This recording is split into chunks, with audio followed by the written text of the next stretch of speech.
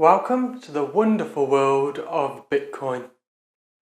This course will serve as your guide to this exciting cryptocurrency and how you can utilize it for yourself.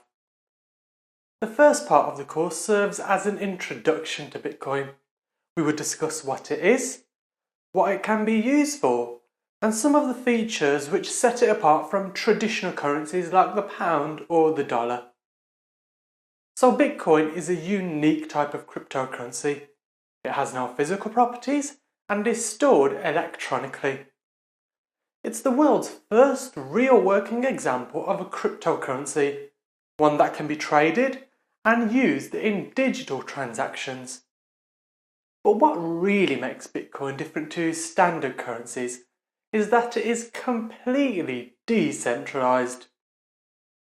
While Bitcoin can be used to purchase items electronically, in much the same way you would spend pounds sterling, dollars, or even euros, the key selling point for Bitcoin is, as I mentioned just this moment, it is completely decentralized. In other words, no single financial institution manages the Bitcoin network, so no large banks who might be vulnerable to a weak economy can change the value of Bitcoin to suit their specific needs. And most excitingly, you can mine your own Bitcoins. But we'll discuss that in much more depth later on in this course.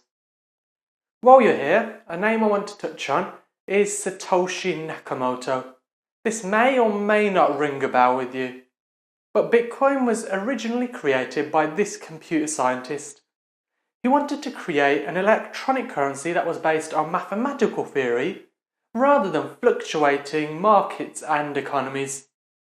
In Bitcoin, he's achieved that, and he has invented a form of currency that is wholly independent of a centralized banking authority and one which can be transferred pretty much instantly with minimal added fees.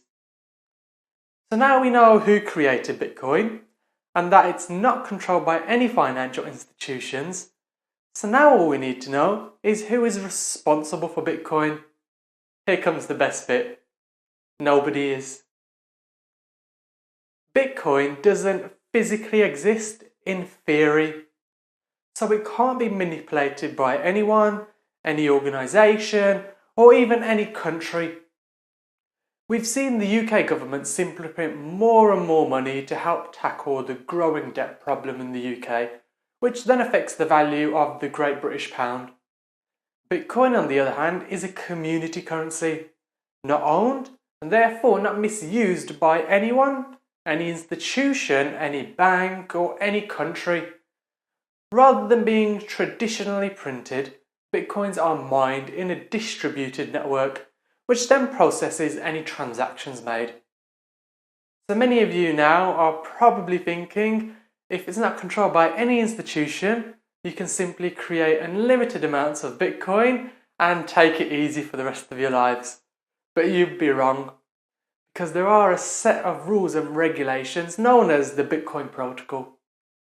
And in that Bitcoin Protocol, it states that only a maximum of 21 million Bitcoins can ever be created. No more Bitcoins can ever be created, just a maximum of 21 million. These coins, however, can then be divided into smaller amounts, almost like cents to dollars and pence to pounds. The smallest amount is known as a Satoshi, because if you invent a currency, you might as well name it after yourself.